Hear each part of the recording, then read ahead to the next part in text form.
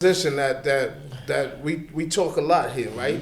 With each other and with brothers that come in, as you know, and we all go through that transition. So that's the point. That's that moment when I know that you ready for that journey. When you ready for that next journey, because it's another journey coming.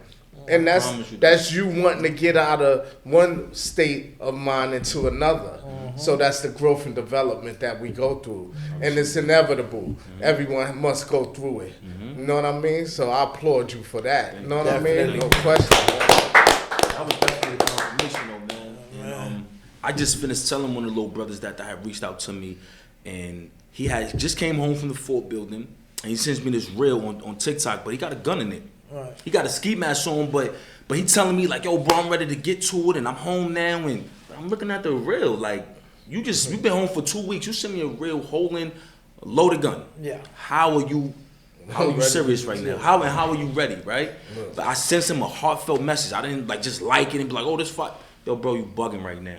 I don't know. I have like a special connection with God. Like he just sends me visions and messages, bro. Like I get these weird things, right? And I felt something when I seen his video. Like I don't know what's coming your way, bro, but it's danger. You understand? You need to protect your energy. I don't know who you got problems with, but yo, bro, fall back. You understand? Because it don't look good. He texted me a couple days ago. Yo, bro, I got locked up last night, but he ain't had that gun with him, right? But it could have easily been on him, right? And he said, yo, I'm not gonna lie, bro, I'm tired of this shit. Young kid from Coney Island, living Coney Island projects. You know, that's a hot spot, right? And I told him, I said, now you ready. Until you tired of it, say it. And like, yeah, you say it like, I'm tired of this shit, or you cry, that's when you know you ready. Like, it has to be that weariness. Like, sick and tired. Sick and tired of being sick and tired, bro. Like, being a leader of the underworld is cool, bro, but it has superficial benefits. Being a leader of the free world, it come with a salary, it come with a house, come with a car, it come with peace, it come with respect. Yes, let's talk about that. This position, man. Let's talk about leaders that. of the free world. That's right. What Rock doing now? That now, right? I ain't get no pension when I was working for the other jokers. I got a bunch of new charges. I got a bunch of death threats. I got bullets and knife wounds to show for it. Absolutely. I want to be a boss over there. Now we get into the meat and potatoes, right? Because we talk about that negative that the world wants to glorify and everything. And just a disclaimer, we don't glorify any of that, man. We ask these questions so that those that never been, that's acting a fool out there, could understand and see a clear picture from men and women that been there, that had to go through it, when they were probably advised before, yo, like I've done it for you. But we had to go and experience it for ourselves. And this is why we get descriptive into those details and those questions. That when a person is listening, they can be like, yo, I don't want to go to jail. I don't want to have to go through that. Because they shouldn't have to. And it's like making good, conscious decisions. Right now, it's about just being rich with money in the big house, man. You know, freedom is just the choice to choose. Choice to choose, man. Like, yo, I know if I go do that with you, the 99.99% chance I'm going to get in trouble. I ain't with that. I'm going to go work hard over here. Right? And so when we talk to you and everything that you have been through, now the Rock that I see before me is what? Community leader. He's giving back to his community. He's making music. You're living your life. You're following your true North Star. Like, let's talk about what Rock is bringing into the community. I'm bringing in everything but drugs. I promise you, man. Everything but Nah, I promise. So I used to make a joke. I'm bringing in everything but drugs, bro. And I used to make a joke when I was to walk through some of these neighborhoods that I got sticks of hope. Because somebody walked up to me one day, it was a K2 head, like, yo, you got sticks. I looked at him and laughed. I said, of hope? You trying to buy one? I got sticks of hope. He was looking at me like, what does that mean? It ain't dope. It's the opposite, bro. And we laughed at it, but what I bring into the community is mentorship. I bring genuine love, right? A lot of these kids don't have somebody that look like me, right? Or you that says, yo, did you eat last night? Are you okay? What's going on at home? And I don't ask you these questions because I want something to happen to your people. So I'm asking because I want to help. I want to see if I got a solution for you, but they know it's genuine. I'm not talking to you like a teacher that's like, hey, what's going on in school? At home, and you only asking these questions to hurt my mom or take something away from us. I really want to help you, right? I bring accountability, and I tell these little bros, man, like if you don't have spiritual accountability, you're lost, you're dead, right? And that's why it's easy to be like, oh, I'm a demon, because you don't fear God, right? You have no spiritual accountability, and these kids are not given that. So as you can see, I got on my face, God forgives, right? And I tell them that all the time. No matter how much you did, God will still forgive you. It only takes one day, one moment to repent and bring it all back, and the trajectory of your life will just start to shift. God forgives, bro. Your op may not. The dude, brother that you killed last year, whatever, they might not never forgive you, but God will, right?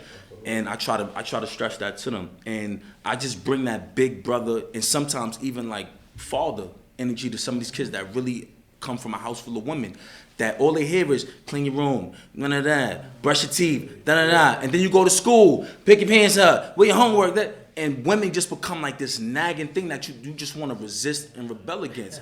And then when you see men, yo, what's up, little homie, you all right? And now you looking at what a man looks like. You looking at, so the little kid that be having them little twists, they look at me and see the end version of themselves. Like, that's what I'm gonna look like when I grow up. They see the tattoos that they want already on me. That's what I'm gonna look with it on me. Or they just see a reflection of themselves. As your mom, you receive that.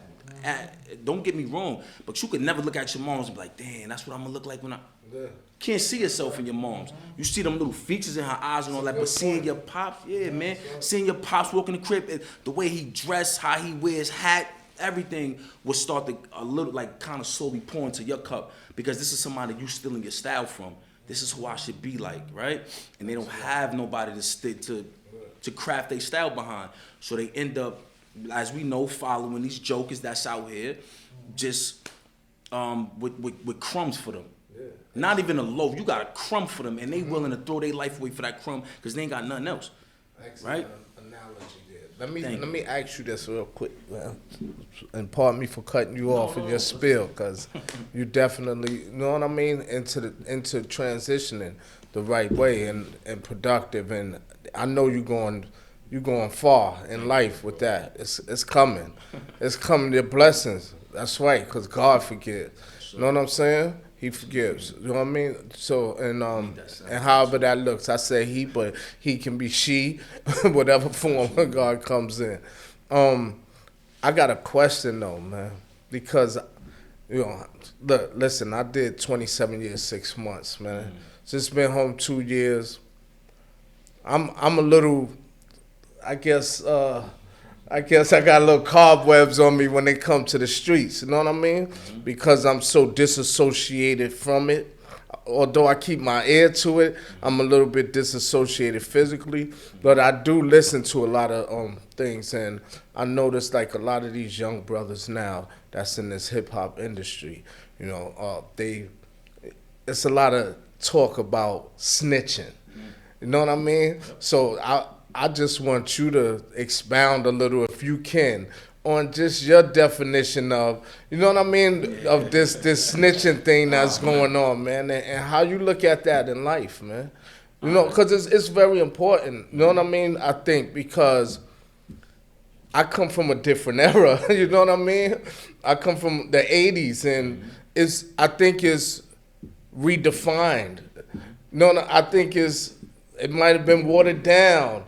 You know, whatever it is, but I just want to hear your perspective of it. So, snitching as far as like just straight up telling on dudes. Absolutely. Yeah. So, you know, we look at this crew that Anthony be telling me about. So what's that? that? You got the whole thing with like Gunna and everything, Oh, you know, yeah, 6ix9ine, right? And so we're trying to touch on Casanova, right? Yeah. Free Cash. Right. So when you start looking at the game, right, and the snitch, when we come up, like I said, we come up from the 70s and 80s, right? It was a strong bond.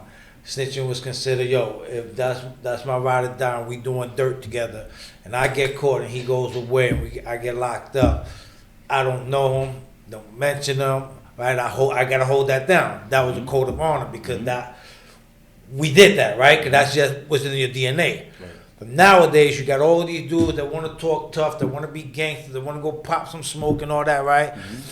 But yet, they talk about snitching, but they be snitching on themselves, right? Yeah. You just mentioned your homeboy sending you a reel with a ratchet in the hand, right? Right That's there. snitching on himself. Got these guys That's now on right. social media, go rob So banks, let 'em go talk blazing, about it. That's right. and Talk putting about video. that. When it's time for somebody to go to court and say, "Hey, listen, I got everything that we need on he's going away." Right.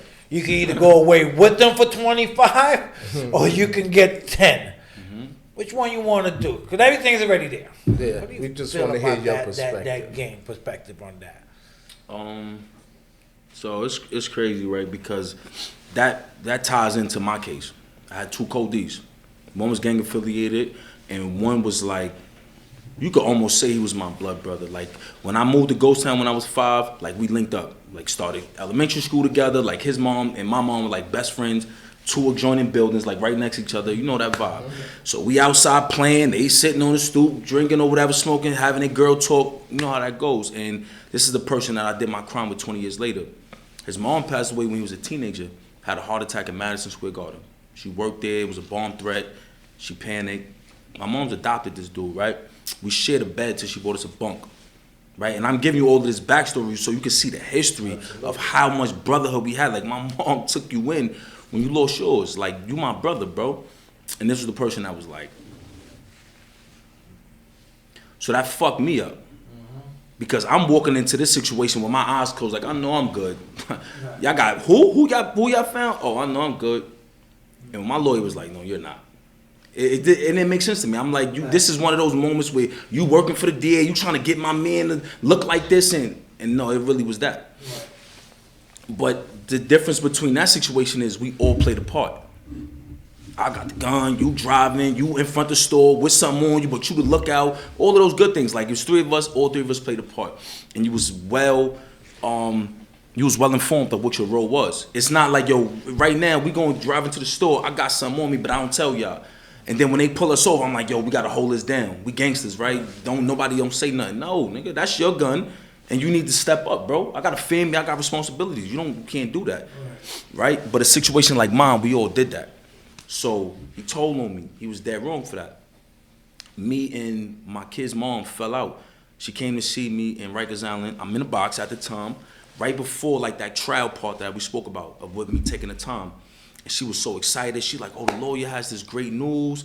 And this is how I knew.